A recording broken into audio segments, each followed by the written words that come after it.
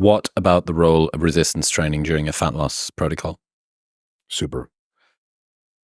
Resistance training doesn't really help you lose weight. It does in the sense that it burns calories, but it doesn't burn a crazy amount of calories. It's a good amount, but nothing too insane. Resistance training builds and preserves your muscle tissue. So if I have someone lose 15 pounds over the course of 12 weeks, reasonable for a larger sized person, they don't resistance train at all. Many of the Ozempic studies showed something like this. They'll lose half of that will be muscle, maybe 5 pounds will be muscle, 10 pounds will be fat if you're lucky. You're healthier, you look better, your blood work is better, you feel better. It's not amazing. If you resistance train, and you've been resistance training consistently already, almost all of that weight loss will be fat, maybe 13 pounds of it. And only 2 pounds of lost muscle. And because you keep resistance training after, you regain that 2 pounds back 3 weeks later. And then so measured at 3 weeks after you finish that 12-week diet, you lost, 13-ish pounds of fat and no muscle. Visually, health-wise, feeling-wise, night and day. Here's a real kicker. If it's your first time losing fat and you don't train with weights, starting to train with weights while you start to kind of clean up your diet and lose a little fat, you can gain pounds of muscle while losing pounds of fat. I thought it was impossible to lose fat and gain muscle at the same time. Yeah. A lot of people misinterpret more difficult than average to mean impossible. It's like saying flight is impossible and then a helicopter goes by. Bullshit. Fuck you guys. So a really good example of this recently in the media was UFC president Dana White. Dana White had an unreal transformation. His health markers are through the roof. And I think he lost something like a total of maybe 35 pounds on the scale. But because he started taking weight training very seriously during that time, he must have gained anywhere from 5 to 15 pounds of muscle. 15 is a bit extreme, but I'm willing to go 5 to 10 for sure, just guessing. And that means he actually lost maybe 45 pounds of fat while gaining muscle. So he didn't go from, with all total respect, looking like, geez, is Dana going to be okay? Well, not really. Geez, Dana's really enjoying his wealth kind of look. Yeah. It was that opulent weight. My man, that Caesar type of shit. Yeah, Other people feed me. Yeah, the biggest concern is gout. Exactly. Again. So is this something wine can cure? Yeah, Jesus. Yeah. He could have gone from that with no resistance training to Dana White lost weight. And that's nice to hear. But he went from that to yo, what the fuck? Dana is Superman. When the hell is he getting in the octagon? You feel me?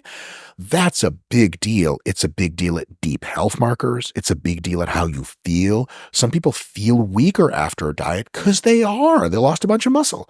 You gain muscle or maintain it through a diet, you feel stronger after a diet. And the look, and since I'm on the Modern Wisdom podcast, I can say this and it's fit for purpose.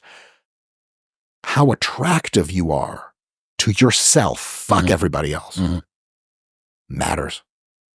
And if you lose exclusively or mostly fat, shit, even gain some muscle during that time, you transform your attractiveness, in most cases, up a bunch of notches. It's a positive feedback cycle for yourself as well, as opposed to going from, God, I was overweight to, I'm not overweight anymore, but I'm not. Perhaps. I look sick. Yeah, emaciated. And look, most people prefer bodies that are smaller and slimmer. That's just a statistical fact.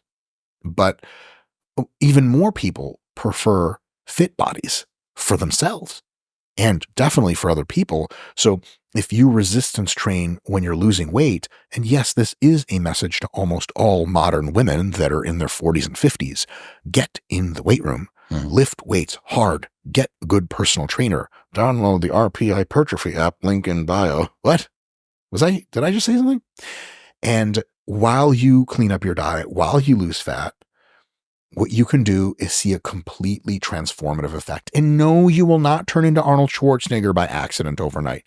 I mean, I used to be biologically female and 120 pounds body weight yesterday. And it took one day for me to do this. Dude, that's my favorite psyop is the one that women give to themselves, which is if I lift weights, I will become too jacked. Meanwhile, those of us that have desperately been lifting weights for approaching 2 decades now, in the hopes that one day I might look remotely like I do. Someone will be able to tell I work out at the store. I'm like, the chance that you're going to wake up one day and become Arnie, given how hard me and all of my friends have worked at doing that and still not achieved it, is zero. You don't need to worry. It's real close to zero. It's one of these things where they're doing it at like 2 orders of magnitude less serum testosterone as well. All women are hypogonadal. Yeah. If you're a female and you show up, the doctor, and you're like, hey, my testicles don't produce testosterone. He's going to do blood work. He's going to be like, oh my God, you're right. You have almost no testosterone. You're not the candidate for rabid muscle growth. What's going to happen is you're going to diet down and you're going to look less like you're sick at the end and more like you look healthy and vital and like a little young bebopper. Like, you know, when younger women almost don't walk, they kind of just bounce around, that like shit they have, you can have that. It's called muscle mass. It changes the shape of your body. It does this to your ass. It makes your legs look awesome. It does everything wonderful, and it does not turn you into Arnold Schwarzenegger overnight. It's a huge deal. Are there any specifics when it comes to training during a fat loss phase, resistance-wise? We did a great breakdown that everyone can go and watch on how to train for muscle growth. Are there any adjustments when you're in a deficit?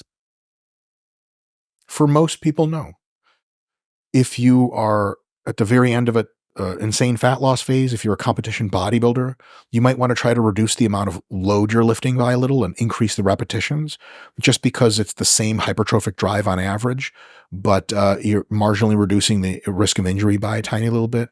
It's also, through some biochemical mechanisms, easier to maintain your muscular endurance and improve it as you're dieting down than it is to maintain or increase your strength.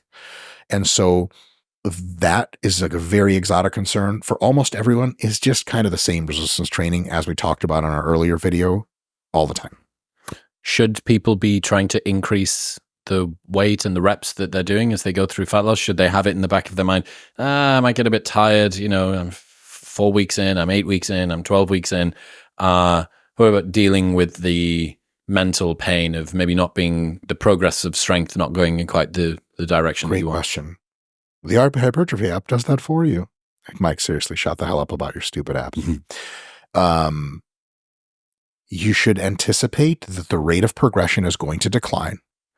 Maybe you've been really gunning it for a while and adding 5 pounds to the bar and everything every week. And when you're not adding weight, you might be able to add 2 reps to the exercise.